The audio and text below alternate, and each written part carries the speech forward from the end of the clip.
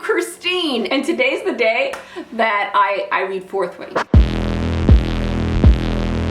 It's time. I think 75% of the world has read it. I am so behind and I cannot stand it. All over the internet, I saw it being compared to Divergent, like adult Divergent, before I picked it up. And I don't know if you were there back in the day, but like Divergent was my girl. Divergent was my lady. So if this is adult Divergent, I need it right now. Hello! The first sentence is conscription day is always the deadliest. We love the word deadliest in the first sentence, don't we? The word conscription day, since we don't know what it is, you need the word deadliest next to it to hook you in. The word fucked is also in the first 2 pages, so we know it's adult. We don't drop an F-bomb on the first page of a young adult novel. No sir, that's too scandalous. A dragon without its rider is a tragedy. A rider without their dragon is dead. I've never really read a book where dragons are at the forefront. The closest I've gotten is Heir of Fire, Manon's Journey, which I absolutely love. Excuse me, sir. Can I sit with you? You can sit. Alright, look at those socks. I'm really not representing today. I put on a shitty pair of socks last night. The thousands of 20-year-olds waiting outside the gate to enter their chosen quadrant for service are the smartest and strongest in Navarre. Is it Navarre? Navarre. Navarre. Buckle up, folks. I'm about to pronounce a lot of shit incorrectly. Basquiat War College. How do we say that one? Basquiat. And they're being trained to protect the kingdom from the violent invasion attempts of the kingdom Paromil, and their Gifron riders. Jafrin. Their last name is Sorengale. Violet Sorengale and Mira Sorengale. Soaring. Like Soaring girls. Sorengales. Alright, we're gonna go see the Sorengales ride their dragons. It's gonna be a great afternoon. I'm on page 35 of the sample. The Kindle version is $14.99. That's a steep Kindle version. They know what they're doing. There's some demand for this book. Her mom just said, I won't be able to acknowledge you for the next 3 years. I'll be your far superior officer.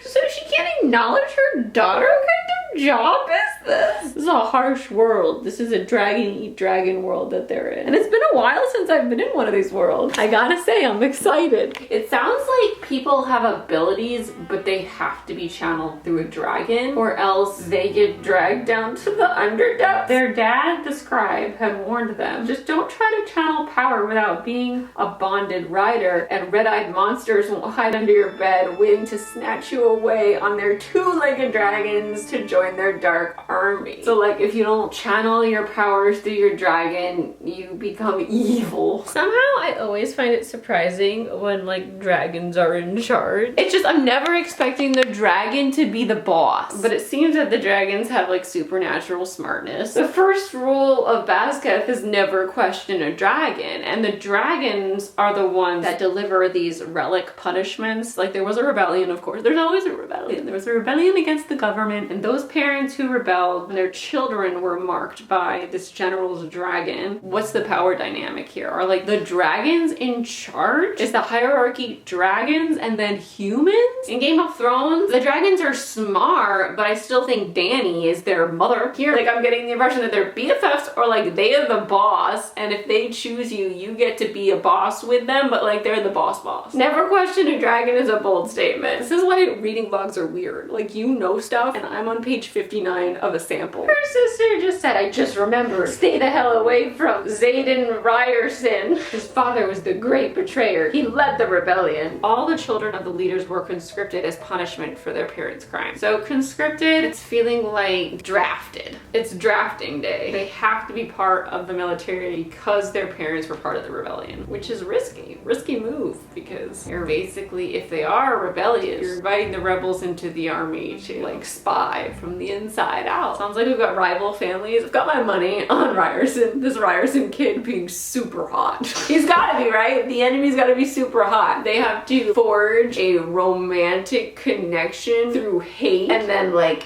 learn to trust each other, and then he's gonna do something that seems like a giant betrayal or that is a giant betrayal, but then they're gonna find their way back to each other in the end. Maybe there's a love triangle with this Dane Atos or whatever, who's a second year dinner, her sister's like, if you want to get laid, and you should get laid as much as you possibly can because you never know when you're gonna die here, get laid with first years, not second years, because then people are gonna think that you're having sex for safety or something. Like, she says to find him and he'll keep her safe, but then she's like, don't have sex with him because then people will think he's only keeping you safe for sex. Oh, here we go again. Find Dane. He'll put you in his squad. Well, just hope it's far from Riorson. Stay away from him. There's nothing like telling someone to stay away from someone to make them want to forge an everlasting love connection with them instead. Everlasting love. Lol. Just got to this hot guy waiting outside the bridge. And I was like, well, this is it. This is him. This is Riorson. Flaming hot, scorching hot, gets you into trouble and you like it level of hot. And then they're like, ready for the next one, Riorson? She should have known. She's a reader. Her pack was so heavy because she wanted to take all these books with her and you're only allowed to take what you can fit in your pack. And her sister's like, do you want to die with these books in your pack or do you want to live and leave the books behind? She took one book with her and I'm glad, okay? I think we all felt for her in that moment. Because she's read so many books, she should know that she's about to run into the hottest guy ever, aka the guy that her sister warned her not to go anywhere near. You ready for this, Sorengale?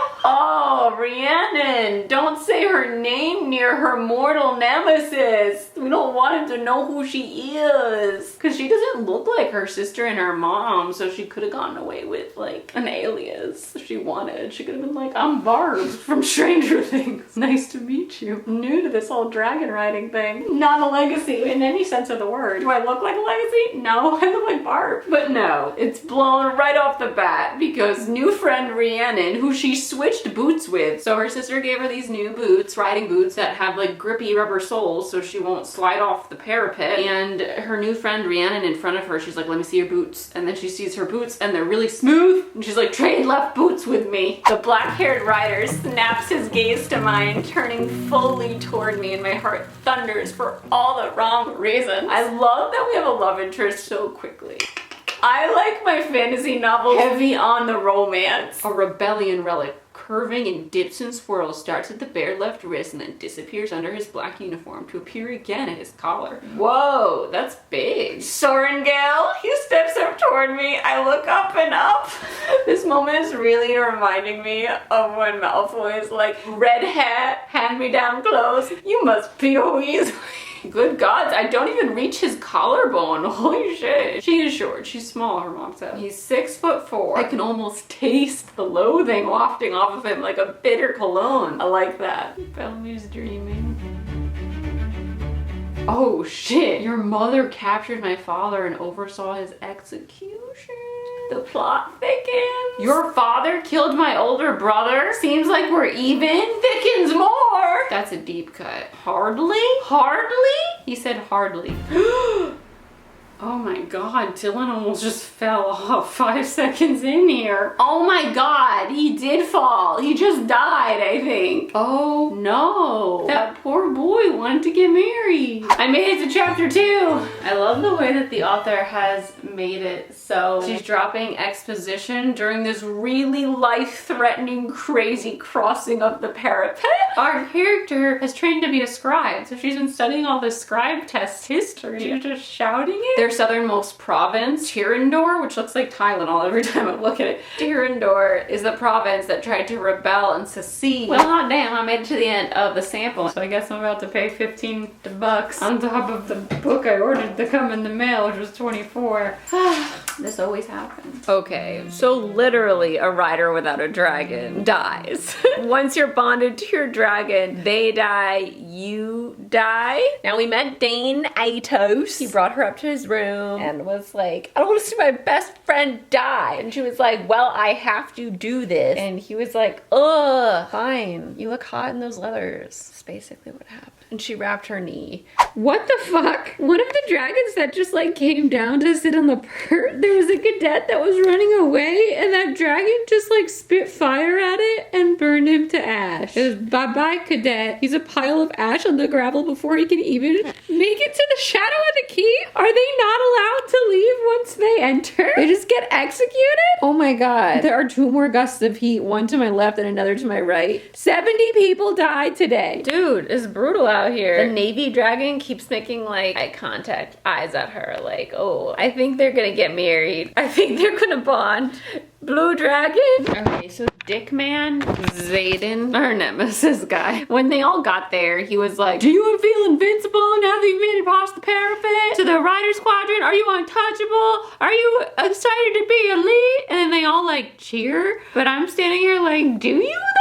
Aren't you still all about to die trying to ride a dragon? What's going on? They're all cheering. Violet's not cheering. And then now all these people just got burned to a crisp by a random dragon. And he's saying the same things. Like, do you feel invincible now that you made it here? Untouchable elite, and no one cheers. It's like, why were you cheering before, you Oh my god, another blast of heat rushes, this time directly at my face, and every muscle in my body clenches, preparing for incineration. But it's not flames, just steam, and it blows back Rhiannon's braids as the dragons finish their simultaneous exhale. Okay. Oh my god, someone just pissed their pants in front of her. So she made it sound like the dragons bond with them because it also unlocks the dragon's magic, right? Like if they didn't have to bond with them to protect the borders, they wouldn't do it. But they have like a symbiotic relationship. Together, they're stronger than they are without a human. If they didn't need us puny humans to develop Signet, this word always trips me up. S-I-G-N-E-T. It's like a silent G, right? Or is it a silent Ed? Signet? Signet? No! How is it? I pronounce that Signet,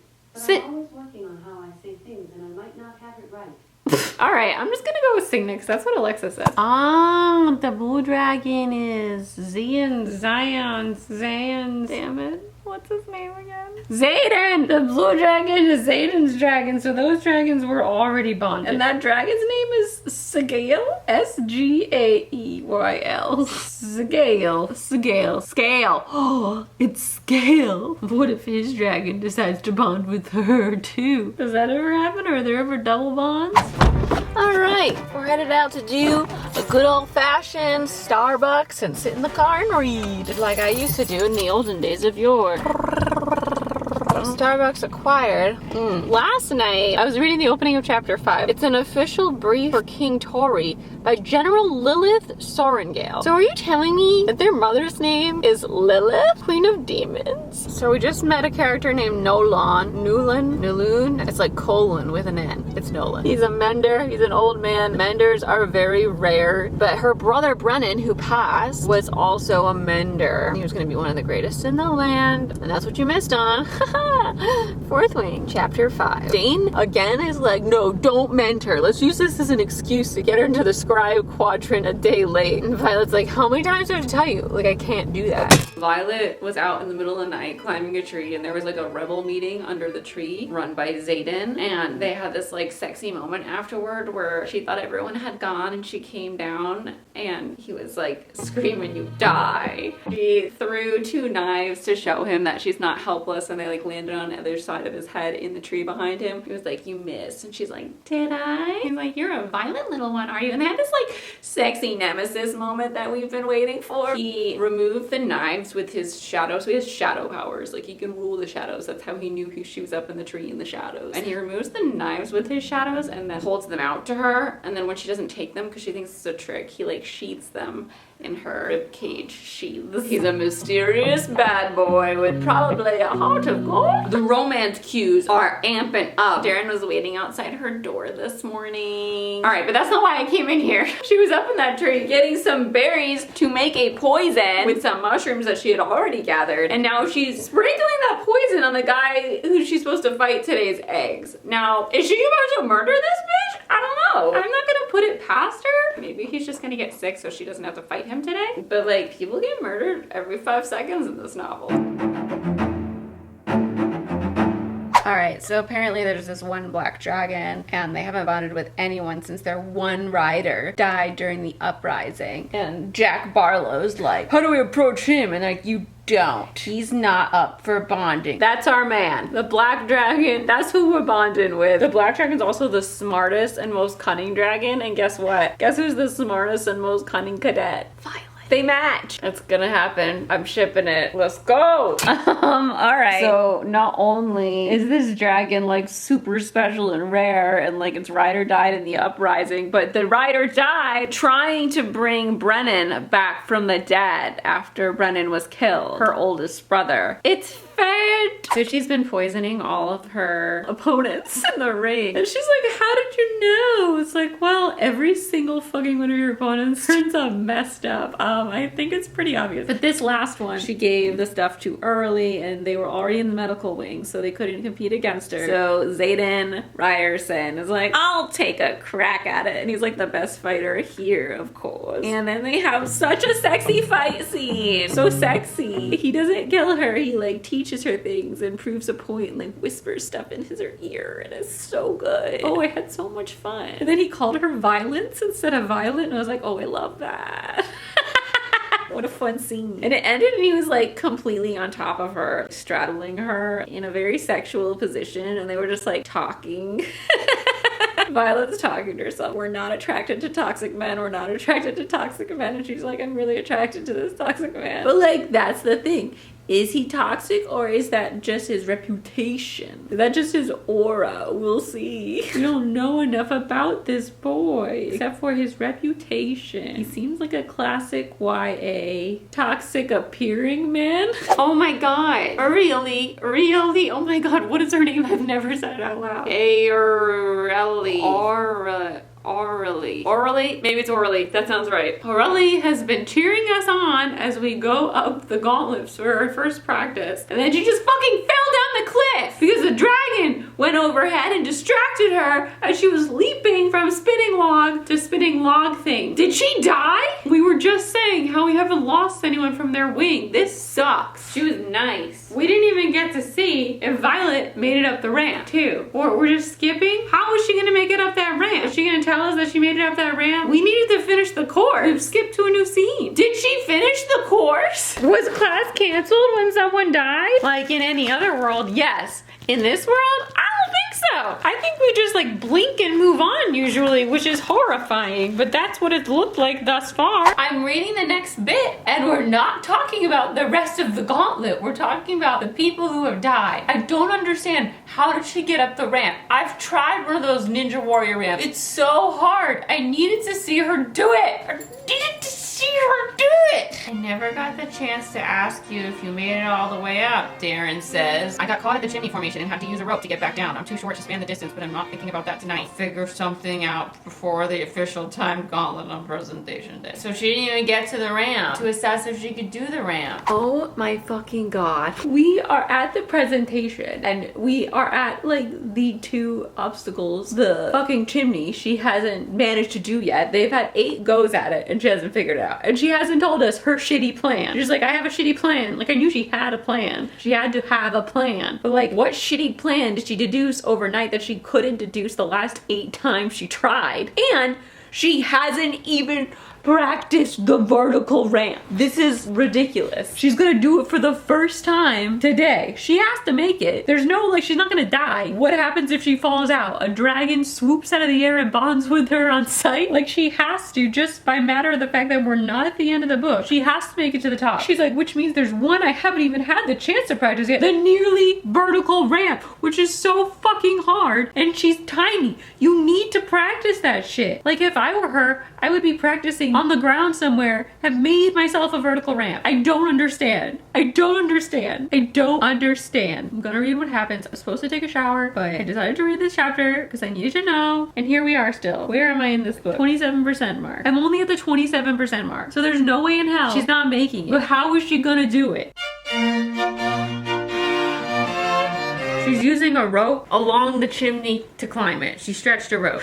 Here we fucking go. She reached the top with the rope. She has another plan. Of course she does. See, What I thought when I first heard about the chimney thing was like, use your fucking daggers. But maybe the chimney's like too concretey for the daggers to even gain any purchase. She just unsheathed the dagger here. I guess daggers can dagger into the wood. That's a good idea. She's like, I focus on the ramp as though my life depends on making it. Your life does depend on making it. What do you mean as if? Oh, what? Alright, she swings her arm up as she's like up in the air and slams the dagger into the wood. And then she uses it to fling herself the last foot upward. Like if you're hanging from a dagger, I don't know. Can you fling yourself up or are you gonna like swing yourself up? I just read the walking by the dragons scene. It was like playing Don't Wake Daddy. Like how many times can you insult the dragons and be an asshole before you're murdered? They just kept pushing their luck, these people. Insulting the dragons straight to their, I mean like how dumb do you have to be? They're up there being like, look at that little gold one. Yo, it's just gonna like kill its rider. We should murder it right here and now. The fact that that dragon didn't spin to whoever the fuck said that, Tyron or something, and just blast him right there and then was baffling. I mean, it was because they were all in a clump probably, and that dragon knew that like there's some quality riders here I shouldn't murder. But the fact that they didn't murder him after that, how many times can I poke the bear before it burns me to a pile of ash? And then there was like the kid in front that couldn't decide anything. Just shut up and walk. It was so stupid. They were like, walk faster. And he was like, maybe we should walk slow though. And then he's like, or maybe we should walk fast. Burned. And then Luca, this bitch at the end, is insulting everyone the whole time. And she finally gets burned right at the end of the chapter. From the very beginning, I'm like, this bitch is not getting out of here alive. My theory right now is that that gold one at the end of Feathertail is like a scout for the elusive black dragon. Luca was like, first of all, it's yellow. Ew. Like, what the fuck's wrong with yellow? What is wrong with yellow? What kind of statement was that even? First of all, it's a color. Like, they're all different colors. I don't understand. What are you getting at? Literally, she's defending the golden dragon, and who comes down behind her with the fucking black dragon. All right, bitch, here we go. Oh my fucking god, she just bonded with both of the dragons. Okay, I gotta go to sleep. Shit, what time is it? Ugh, 1:42, damn it. 42 minutes passed when I said I was gonna stop. You know I couldn't just stop reading when she was doing the bonding ceremony. The threshing, we're at the threshing. The real question is, can I stop now? She just said the second dragon's name and all hell broke loose. This is a cliffhanger that I don't really want to leave clipped. All right, we have so much to catch up on. I read the first flight scene last night and I loved it. I love Tarnanok. I feel like it's pronounced Tarnanok like Outlander? Tarnanok. I don't know though, but I felt like I was saying it right in my head for once in my life. I was like, Tarnanok? Am I doing it? That was so fun. I love their banter. I love when she falls off and he's like, you're making us look bad. Their back and forth has been so fun and also really sweet because other dragons just let their fucking riders fall. And then two dragons bonded with her. And then, plot twist, he tells her to stay with her wing leader while they have a big dragon meeting. And the wing leader, of course, is Xaden. And she's like, why? Turns out Tarnanok is mates with Scale, who is Xaden's dragon. See, once you bond with a dragon, that dragon dies, you die. And when mates bond, dragon mates, one of them dies, the other one dies. It's like a Romeo and Juliet mating situation. So now they're bonded. Like their lives are all tied together. And I fucking love it. I am having the best time with this. He's like, the last person on earth I'd want to be bonded with is her, but I am bonded with her. And I think he likes her. He almost helped her. He almost did break the rules and completely interfere during her threshing. And she definitely likes him. I can't wait for them to be like two badasses dating on big dragons that are also dating. I'm so excited now that we have dragons. How to Train Your Dragon. I love How to Train Your Dragon, and that scene was so How to Train Your Dragon, except like more fun because you can hear the dragon's voice. I know in a lot of these dragon fantasy novels, like the dragons bond with the humans and it forms this telepathic bond, but I haven't read them. Like I know Aragon's like that because I've read the first book, but I wasn't wasn't a huge fan of it in general, so I didn't continue on. It didn't have enough sexual tension and romantic plot lines for me. It's so funny because she keeps calling these people like the man next to me, the man over here, the man over there, and it's like she's 20. And I just don't remember thinking of like any of the 20-year-olds around me as men. But I guess they're like really ripped and shit. But still, when she calls Dane a man, I'm like, he's an annoying boy. That boy is a boy.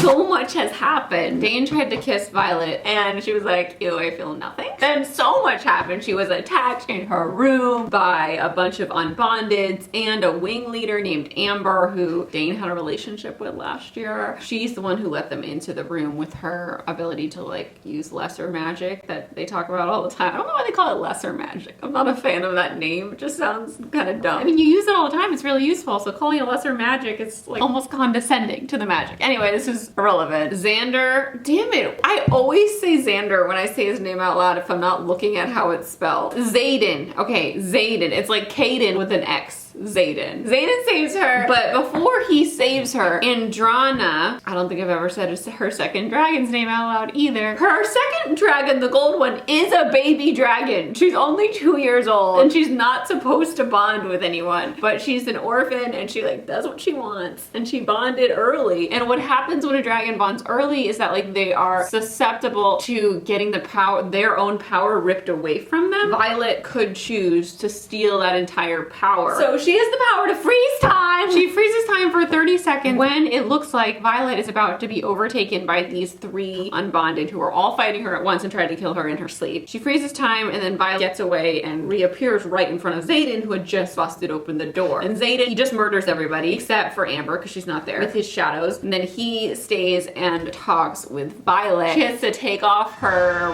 vest so that he can see the wound, and he ends up setting her up with a bodyguard for 24/7 protection. And his name is Liam. He's actually a really nice guy and he likes to whittle. I really love Liam. He's so sweet. I like how it kind of subverts, like a lot of times when there's a bodyguard, they're just kind of there and annoying or there begrudgingly, but Liam is just like really fun and lighthearted. It's making everyone little wooden sculptures of their dragons. It's so cute. So much is always happening that anytime I check the percentage of the way that I am through, I can't believe that I'm only at that percentage. Right now I'm at 57%. I've started rolling faster and faster now, obviously, because more and more is happening. I'm like shipping her and Xaden so hard. I cannot wait for more to happen. And that night, after she freezes time, she tells Xaden, and he brings her through like a secret passageway to go talk to their dragons. He wanted to have a word with Taryn. I was like, oh, you know what? Couldn't he technically probably hear Taryn? His dragon can hear Taryn, and he can hear his dragon. Like, there's a whole loop between the 4 of them. Scale can also speak through Taryn to Violet if she wants to, and she does. Right after they open up magic, like Taryn channels into Violet and she receives the magic and it's like super painful because it's like pouring into every aspect of her body and like reshaping her because the magic is now a part of her for the rest of her life. Right after that, Taryn and Scale are like having sex and it's going on for a long time and she's just overpowered with lust. She opens the door and Liam is there and she's like, why do I want to jump him? And then she realizes she's feeling Taryn's feeling and she doesn't know how to block them yet, so she runs outside into the snow and tells Liam to leave her alone. Well, I think we all knew at this moment that outside she's gonna find Xaden because this is a perfect time for them to find each other. And he's smoking something called Kadam, which I can only equate to, it's probably like pot, and it makes it easier for him to not be overwhelmed by Scale's feelings during these sexual relation mate times. He teaches her how to block him out and how to channel her magic safely. After she's able to close off her mind, they start making out and they're both like, this is a bad idea. And then they're like, fuck it, and it's great. And then she loses her grip on the door, blocking out Taryn, but it sounds like Taryn's done because she's not feeling any of that anymore.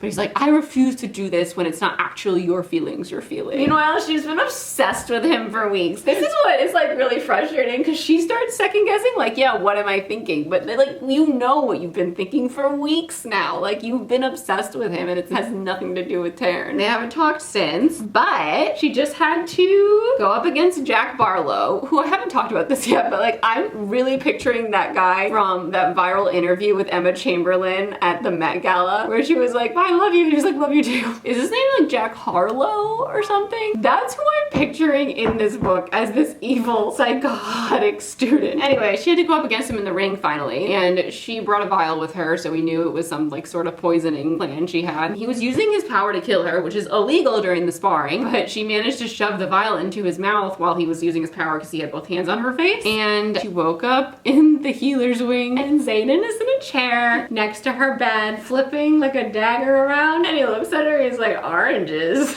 And that's where we are, and I'm enjoying the shit out of this. I think Jack died because he was allergic to oranges that she shoved in his mouth. Oh my god, she did not kill him. He's in the infirmary. Xaden was just like, we can't happen. We're gonna be stationed together forever, and it's too big of a risk. No, it's a boundary for me. But then he's like, apparently I can't trust Liam or Imogen alone to take care of you, so I'm taking over from here on out, and he's gonna be doing everything. So training and bodyguarding. So this is just, that was an oxymoron of a sentence you said. Like, I have boundaries, we cannot get involved physically, but I will now be your bodyguard and trainer 24/7. All right, Xaden, we'll see how that goes. Shit has gotten so real. It's gotten so fun. It's gotten so sexy. I had to take notes because I couldn't stop to talk to you about it last night. I'm at the 81% mark now. So they win one of their challenges and they get to go to the front lines. And Mira, her older sister, ends up having been stationed at that front line. So she gets to see her. This is not for Riorson, but he ends up having to show up 3 days in because their dragons can't be apart from each other for more than 3 days, which I just also love. It's such a great way to keep them always within the vicinity of each other. These tropes, I'm just enjoying the shit out of them. And then they're at a meeting and he's there and he's kind of like, just ignore me. And then he starts talking in Violet's head because they're all connected. She's like, don't be a dick. And he's like, you haven't even seen me start to be a dick. And he says that in her head and she's like, and then of course we open up telepathic communication, which is a hoot with these two, a hoot. Before we know it, this station that they're at becomes under attack. Violet's like, I need to stay, I need to help you, Mira. What if you get hurt? I could help, me and Taryn can help. And she's like, the way you can help is to get the fuck out of here. And she looks at Xaden and she's like, you know how you can get me to trust you? Get her the fuck out of here right now. On the top of the roof where the dragons are all picking everyone up, it comes down to just her and Riordan up there. I keep calling him Riordan because of Rick Riordan, but it's Riorson. Her and Xaden Riorson up there. She's like, I can't do this. I can't just leave her. It's wrong. It's something she'd never do to me. And he looks at her with all this compassion and then he kisses her. It's just like, what are you doing? He's kissing her on the roof and he's like, leave for me, Violet. You have the inkling that like, is he doing this just to manipulate her emotionally? But it turns out no, he actually has already fallen for her and will not fucking admit it to himself or her. He does so much stuff for her, which is hilarious. They have this like really amazing sex scene after she manifests her signet power, which is lightning. Oh shit. So when they're doing like one of these war battles against Wing 1, and Jack is in Wing 1, of course, Jack Harlow, he leaps off his dragon during this war battle onto Liam's and just stabs Liam in the side with his broadsword. And then he pushes Liam off the dragon and Liam's just in free fall. In this moment, Taryn and Violet dive for him, but they're not gonna make it, so she has to use her stopping time power, and then she's so fucking pissed. She's like feeling the power boiling through her, knowing that like something's coming. She's either gonna manifest her signet power or she's gonna explode into flames because she hasn't managed to manifest it yet. She claps her hands, directing them at him when he's standing on some turret somewhere celebrating how he killed Liam. She hits the whole turret with a bolt of lightning and the thing falls down the cliffside and Jack goes bye-bye. After this, she's all upset because she killed someone. Xaden comes to her room and they finally have like very passionate, fun sex all over the place. And then he says, don't fall for me.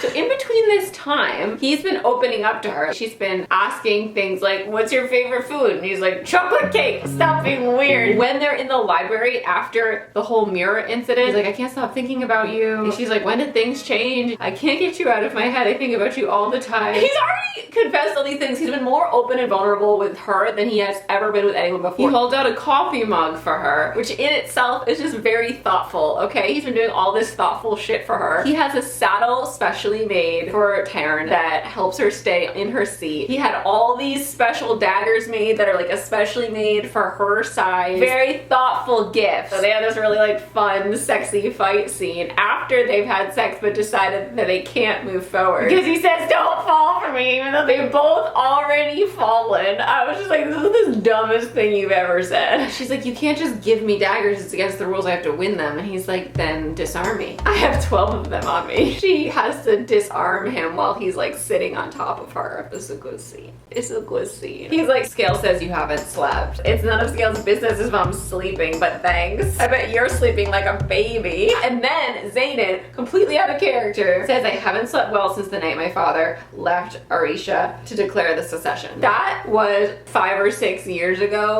We finally get the Heart of Gold reveal for Xaden. He has 107 little scars on his back. She asks him after they have their passionate, sexy times night where they break everything in her room and she like sets the curtains on fire with her lightning. She asks, and he tells her there's 107 scars, and she knows that number because that's how many underage children there were of the adults that were involved in the rebellion. And originally, they were all going to be slaughtered. Xaden made a deal that if any of these 107 kids end up betraying the country, he will take responsibility for it and be killed. So basically, like, dating Violet is just adding another person to his roster that if they do something wrong, he dies as well. Like, he's just another thing to worry about. That's why he has these meetings with all the march children. All the march children, they're all adults now. Young adults, but adults nonetheless. What's really interesting about this is that the rebellion is so recent. Usually when we see a type of dystopian novel where there's a rebellion, the rebellion has either been ages ago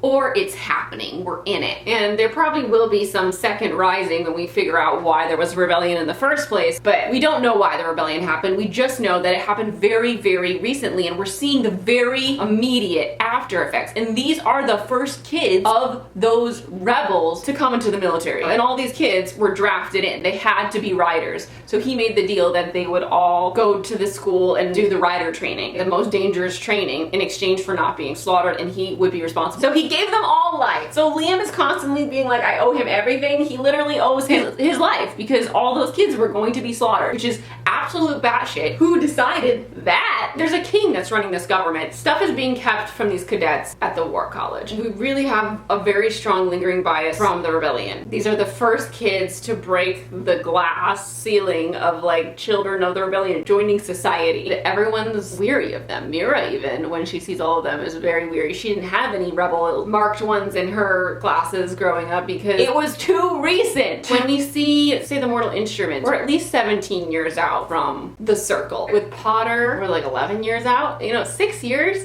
5 years, that's nothing. So back to Xaden. I just need to dig into this a little further. He says, don't fall for me. But he's already spent so much time getting his personally made objects for Violet. He did not have to do any of this. He says, don't fall for me, and then he stays overnight and they cuddle, and she wakes up and he's gone, but he's left her fresh violets. Oh my god! I don't care what this man says, he is boyfriend material. He has joined the ranks of my book boyfriend list. Xaden, Riorson, welcome to the club. I'm not sweet, leaves flowers. Please don't mistake any part of me for soft or kind. That will only get you hurt, and whatever you do, don't fall for me. I literally put this down and started cackling last night. Don't fall for me. Don't fall for me.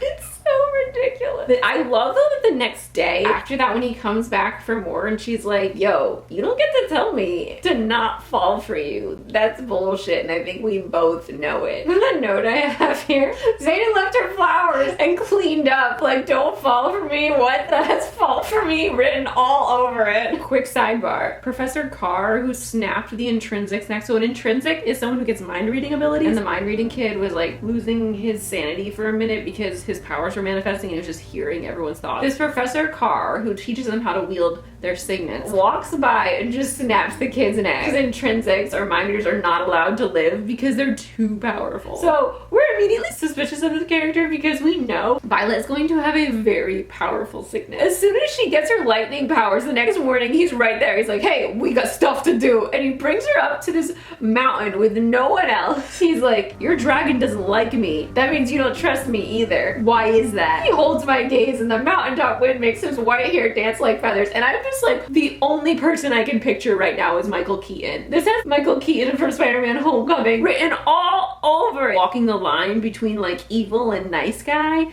That scene in the car when he's driving Peter and his other girlfriend to the dance and he's realizing that it's Spider-Man, like that tone is the exact tone in this scene, and I am scared of this professor. Like, I just don't trust him. And then there's another moment. Violet is talking to Dane's dad and her mother. Her mother says that she's gotten close to Xaden because their dragons are bonded. He says something alluding to the fact like, well, be careful, like don't become a team because you will be too powerful and that won't be allowed to stand. She thinks that he's alluding to them starting a rebellion together. She's like, I would die to protect this country. This is my home. But at the same time, it almost sounds like if they were together, like if they became a couple, a power couple, that would not be allowed to stand because they're too powerful as well. That's what I heard. That's me as someone who like is obsessed with Survivor and knows power couples are instantly targeted for being too powerful. Like they're not murdered, but they're like taken apart on the island. That's what it sounded like to me listening to that. If we know you guys are together, you're too powerful. And then hearing Dane, so I just read the scene where they're going off to these last war games. Xaden pulls Violet from Dane's squad, or his own personal squad that's been assigned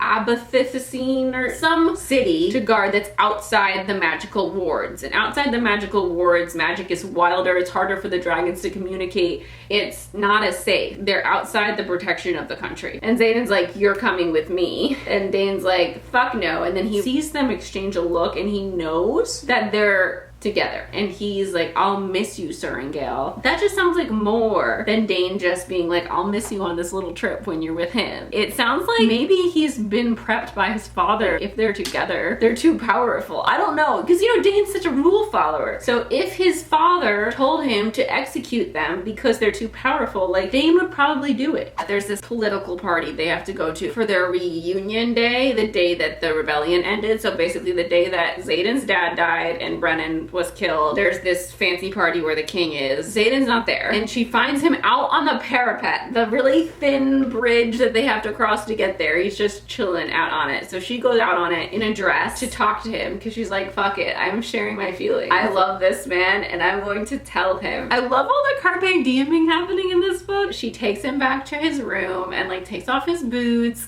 and she tells him that she loves him. He doesn't say it back. He's like, if you don't want to have sex right now, you best leave because I'm gonna have you on your back in 2 minutes because I need you, Violet. And then we like lead into this much more sensual, romantic-esque night that they're having together because he says that he doesn't deserve her, but he'll keep her. Like he wants to go into this relationship. He agrees that this is more than just sex, finally. But he can't say the words, I love you. Like he doesn't say it. She says it multiple times and like, he very much is enjoying that she loves him. And I think he knows that he loves her. Maybe he's never said the words. He's had a rough childhood. Classic bad boy with a heart of gold shit. I'm not even worried. I am not even worried. We got an always. We're hitting all the big trope bingos and we hit another huge one right as we're going off to the war games and Xaden's pulled her from Dane's team and he goes, thank you for trusting me. And she goes, always. I feel like the first time he says I love you or anything of that vernacular, it's gonna be like in her head. Every time Xaden opens up, I'm like blown away. I'm like, whoa, he shared something All I want to do is just like curl up on this couch and finish the book. I'm 75% of the way done. We're in the end game now, folks. I don't know if we're gonna start to get background on the rebellion, perhaps, because we're right near Tyrandor. The betrayal that's not a betrayal. I believe we also spoke of this at the start of the novel. Classic bad boy with heart of gold that we think we can't trust, and then we gain his trust and he gains our trust, and then something happens and we think that all this time he's been lying, all this time he has been using me. But in reality, there's way more nuance to it than that. This is like an Act 3 break. Gryphon riders have landed. They all know Xaden. They see Violet and they're like, what the fuck is a Sorengale doing here? He goes, you're fucking early. The fake betrayal. The fake out betrayal is here. Here we go, bitches. All right, y'all, we've got some new developments. I'm very happy to report that the betrayal is not stretching on for ages and ages. Violet is very smart. In the Fables book, when they're having passionate, violent sex, they knock it over and break the binding. And there's a letter coming out of it from her dad that basically is cryptically saying that the government is hiding something from them, like there's a conspiracy happening. And the fact that that book was not available in the archive earlier was another red flag. Turned out it's not a book of fables, it's all fucking real. There are venin. There's this three brothers fable basically that I think should have been mentioned earlier on, like in the background or something, because she's like, what's the fable again? The first brother bonded with the dragon, the second brother bonded with a griffin. Oh, are they griffins? And I've been saying Gryphon! Oh, it just came out! Griffin! She's just spelling griffin weirdly. Fantasy spelling. When we see the griffins in this scene, it's half eagle, half lion, which like, that is what a griffin is, isn't it? Yep, head of an eagle and the legs of a lion. All right, so definitely griffins. This is just like spelling trickery. This is why I pronounce everything wrong, because in fantasy novels, everyone wants to do spelling trickery just to be like, woo, fantasy, woohoo. You think it's something else, and then you realize it's just scale spelt weirdly. So the three brothers' tale is the first brother bonded with a dragon. The second brother bonded with a griffin. The third brother was so jealous, he sucked magic from the source of the earth and lost his soul, and then proceeded to hunt down the rest of his brothers. Xaden's been meeting with them and trading them weapons, because the only thing that can kill venin is a substance that they use to fuel the wards in Navir. That substance isn't in Homiel or their country. Violet is like, well then why don't we know about the venin? Why haven't we seen the venin? And the venin are powerless once they cross behind the wards, because only dragon magic works behind the wards. Her dad wrote in his letter, it only takes one generation to change history and teach it differently, and they eliminated all the books that talk about venin because they don't want to get involved with stuff that doesn't concern them. So people are being slaughtered outside the borders, but they're taking this isolationist approach. They don't want to help any other people because they'd rather just keep peace and wealth within their own country and not have to lose their own to other people's business. While that's necessary sometimes, not getting involved in a situation like this where they're the only people who can help and prevent people from being murdered, this is a very selfish, cruel choice. It's really curious though that her dad didn't do more when he was alive. I guess he died soon after the rebellion, so maybe he was doing stuff and we just don't know about it. But Xaden is basically like, my dad died trying to help these people and I didn't want to risk you as well. And everyone knew. Everyone knew that they'd been working with the Gryphons. Everyone knew that they'd been working with the Gryphons and the Flyers to help provide them with these tools. Everyone, including the dragons, knew. So she's the absolute last to know, and that hurts. But she's taking it in, she's processing, she's realizing her dad was trying to tell her the same thing. So we're gonna move past this. I have confidence she's gonna get on board, because she immediately was like, all of my feelings for Xaden were a lie. And it's like, no. Give him a second, and they're gonna get past this. What I really liked is that the Griffins, the riders saw her and knew she was a Sorengale and kind of like suggested, oh, how much would they pay in ransom for her? But they didn't do anything. They didn't act on it. Like, they're not there for violence. They're there to get the weapons to protect their people. This is interesting now. Obviously, Mrs. Sorengale knows about the venin and isn't giving a shit if she has a weapon in her office to fight them. It just really bothers me that her name is Lilith. Like, I'm having a lot of trouble every time I think about her character and her name. Like, why did we name her Lilith? Is she the devil? Is she the demon mother? Can you tell I've spent a lot of time with the Mortal Instruments? Dane betrayed them. So now, you know what? This kind of makes us equal, which is good. She accidentally now has betrayed Xaden, and Xaden's reasoning for not telling her everything is that her best friend could be touching her face and getting her memories. And every time Dane has touched her face, I'm like, are you aware he's touching your face? Like, why aren't you saying anything? Like, I've been thinking this every time, and every time he does it, I'm like, oh, he's gonna see that they're together. Like, I always keep thinking he's gonna see like them having sex. And I'm like thinking of this again from like a romance perspective, but like really he's using her to get dirt on Riorson. When Riorson tells her that they've been going to Absinthe or whatever the fuck this place is called, he sees that memory when he touches her face all the time. He's been doing this the whole time. I've just been like, yo, I don't understand why she keeps letting him do it. She's now holding so many secrets. Ugh. It's very frustrating now that it's all coming to fruition. In the back of my mind, I knew it had to, but like the fact that he would just like leave her to her death because she's chosen someone else. Oh, it's such a white man thing to do. Oh, well, you don't want to be with me? I guess it's okay if you die. So Dane was saying bye-bye, you're going to die, and his dad was saying that if you were with Riorson, we're gonna have to kill you because you're too powerful as a power couple. Sad times. Okay, Ben and are approaching the outpost. Liam's dragon just died. I'm very upset. The venom can just fucking make as many wyvern as they like, it sounds like. I just told you to fucking kill the venom because they'll just keep making wyverns and the wyverns will take everyone out and not care if they live or die.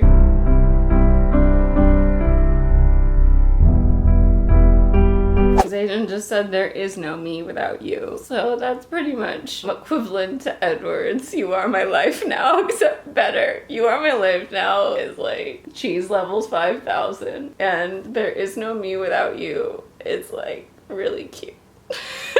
I'm at the 93% mark. She just fucking burned herself out is what it sounds like. She got poisoned by a venom that jumped on Taryn's back. She got stabbed with like a poison dagger. And it's like, you're the poison lady. Don't you have all the antidotes on you? I was waiting for her to think antidote, but she was too busy having to murder one more venom with fucking lightning from the sky and burning herself out. And now she's blacked out and they're trying to save her. War games my ass. These are not games. You just sent these first years into fucking war. Those generals are fucking dickwads. Like if this doesn't turn Captain Sorengale or General Sorengale against her own government, I don't know what can. How do you support someone who willingly sent your daughter to her death for no apparent reason? This was supposed to be a game. They're bringing her to what sounds like a Tyrandor healer. Xaden knows someone. She can't die. We have another book. I don't want her to be paralyzed from her magic. We just are getting a hold on it. That can't happen either. Everything has to be fine at the end. Maybe she's like stuck in a different country with Xaden, but I don't want them to be separated. Taryn has to be fine. Gale has to be fine. We've already lost Liam.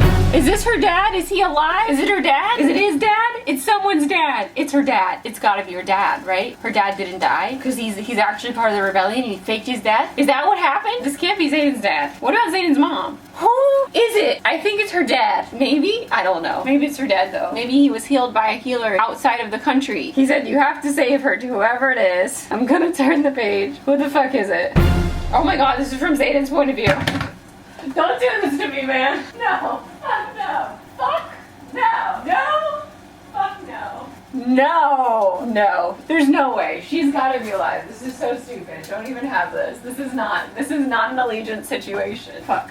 Okay. It's been 3 days. Oh my god. Oh my god. My lungs only fill when hers do, and the time between my heartbeats is filled with sharp, all-consuming fear. This man is a poet. I am gonna burn this food. What the fuck? What the fuck? What do you mean Brennan's alive? God damn it. I knew someone was alive. I really thought it was gonna be her dad. What do you mean, Brennan? What do you mean? What do you mean? What do you mean? What do you mean? And she knows? She knows? She knows? She already knows? He's like, fuck, he's impatient. You have about 20 seconds to ask a question if I know him. I'm still hoping that Missive at the Athenbine was really about the war games. I don't even, that definitely wasn't an accident, little sister. I'm so confused. Did he fake his death to join the rebellion? He healed her? In what world would that be a bad idea? They're like, oh, it's a bad idea. It's a bad idea. In what fucking world would having her brother heal her be a bad idea? You're a bad idea for thinking that's a bad idea. I'm having a hot flash. Brennan! Whoa! This is the end of the book? Oh my fucking god! What do you mean? What do you mean this is the end of the book? The love doesn't end here. Join the Entangled Insiders for free books, giveaways, exclusive access to upcoming titles, and so much more. It doesn't even say the end. It just says, welcome to the revolution, Violet. How can you end it like this? We haven't had our full conversation. God damn it! Acknowledgements! I do love acknowledgements, but I need an epilogue. I need them to kiss and make up. I know they're going to. We just have to start off with some tension. But I just, what do you mean it's over? I was at 93%. How long are these acknowledgements? What percent am I at now? 95. That's so much. Is there a secret chapter for the next book in here? This was incredibly misleading, ebook. You did not have 93%. So this ended at 95%, which means I was at 98%. Giant lie. Wow, she has 6 kids. She's written more than 15 novels. That's so many. I thought it was 5. Holy shit. There's just like another author's first chapter at the end of this, a sneak peek for a different book. Oh my god! Now I have to wait till November 7th. I have to pre-order that sucker now. How many do you think they're printing of the second book? Like, endless. This is like so exciting because her dream was to write a fantasy book, and then she wrote this fantasy book, and it has exploded probably beyond anyone's wildest dreams. That's the coolest. Rebecca Yarros, comma badass. Guys, I don't know what to do now. I want more of this now. This is why reading the first book in a series is always frustrating as a hipster. It's so funny because I thought that, like, for sure if this was a series, there was more than one book out already because it's so big. But like, it exploded before the second book is even out, which is insanity! It's gonna be so exciting when the second book is out because it's been so long since we've all been universally excited about a series. Has it not? I think the last time was Divergent in 2013, or even Blood of Olympus in 2014, but that one was a bit of a letdown, but we were all there for it. We were all there for it. That was the last time I felt like, as a community of readers on the internet, we were all like, and now, like, we're gonna have that again, which is so fun. You know what? I'm forgetting about Sarah J. Maas's books. But there's a different type of urgency with that. Like, I just guess the Crescent City books don't have the same easy flip through. This, anyone can dive into and immediately read and just, like, run. Run, boy, run. That's what you're like when you're reading this book. And Sarah's got just like so much world building in that book that you have to have patience. And this one is for the people that have no patience. There's so much beauty and joy in a book that you can jump into and just run. That's not to say there's not beauty in other books, but this one's more accessible. And accessibility brings more people into the reading community, and I fucking love that. And that's why things like Divergent and The Hunger Games and Twilight garnered such a large audience so quickly, because finding a book that lets you run when you've never found a book that lets you run is magic. It shows you how reading is magic. So many people don't understand it until they get a book like that. That's something that I really try to do with it again, but better, because I wanted it to be you can pick up and run. I wanted people who don't normally read to be able to pick it up and run. Because again, like, it's so life-changing to find that book, and I can't imagine how many people are finding this book and finding so much joy in reading, and I fucking love that. Like, that's amazing. And to have people excited about a big fantasy book like this, that's amazing. All the congratulations to Rebecca Yarros. She's fucking killing it. I'm so excited for the next book. I loved all the How to Train Your Dragon moments so much. All the romance was so much fun. We got like so many beautiful romantic sexy tension scenes, like so much comedy. It just had such a nice balance of everything that you want in a fun run read. Fun run read. Fun run. That sounds like diarrhea. Okay, so this is called the Empyrean series, and it's called Iron Flame, and it comes out November 7th. We're pretty close. November's gonna be here before we fucking know it, but like, I would really like it right now. Like, I'm so excited to be so excited about a series. We also get that with Cassie's books, but I feel like not everyone has been on the same page with Cassie's books for a while because there's so many. In the beginning it was like that, but now it's like there's a core group of us that are like ready to read. But it's also not the same because it's different characters and like we kind of rotate through different series, so it's a different experience now. Because once we finish TMI and Clockwork Angel, yeah, it's different. This is new. It's like the first and second, everyone's still here for the second book. This means that from the very moment he saw her, he knew her brother was working with him. They're friends. He lives in the castle. He's always known. When she went onto the parapet to find him, like risking her life basically just to talk to him and tell him that she loved him, and he was like, sorry, I know Brennan died today too. He knew that Brennan hadn't died. He was like, yeah, I know your brother died, lol, he's not dead. That means also that Taryn has known this entire fucking time too. Taryn and his rider saved Brennan. She gonna be pissed about this. This is another thing he like very conveniently left out over the past few months. She's gonna be really happy and then really annoyed. I don't know how Violet's gonna take this. Cause she's gonna put this together real fast. Like, you knew this entire fucking time that my brother wasn't dead and you let me believe that he was?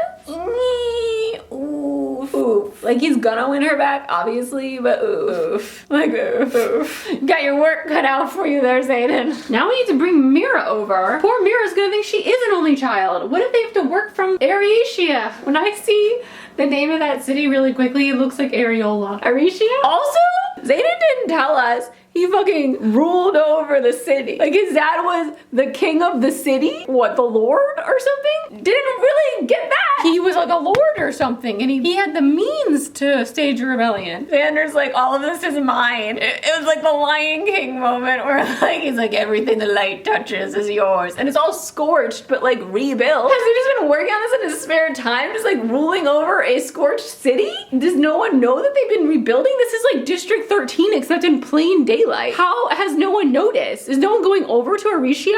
God fucking damn it, these names. He's got a lot of splaining to do. It's a 12-hour dragon ride. 12 hours. Like, he can't be going there all the time. Wait a minute. No, it's not. Yes, it is. It's close. It's not. It's far enough that there has to be. Is her dad there? I am very suspicious now. Because her dad died because of how upset he was about Brennan dying that like led to her dad's death. Is this like a whole conspiracy that her family branched off to be part of the rebellion? And that's why her dad wrote that letter? And they're all alive?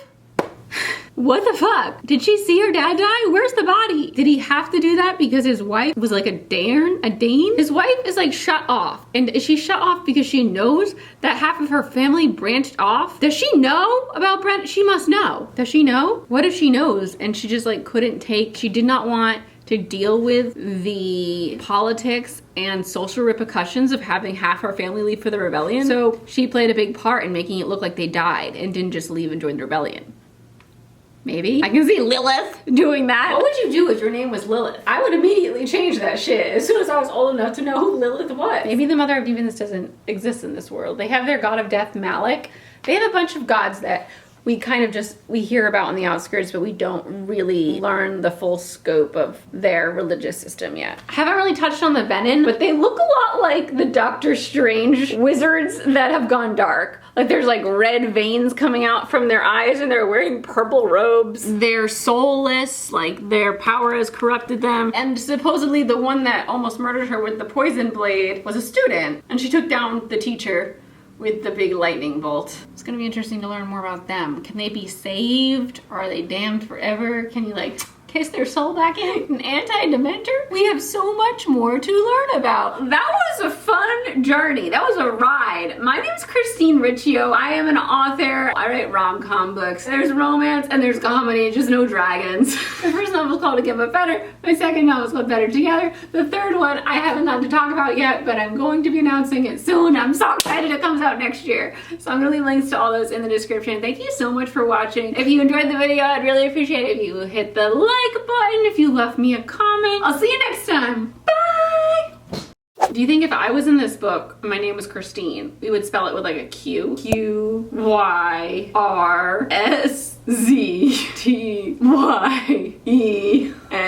Christine.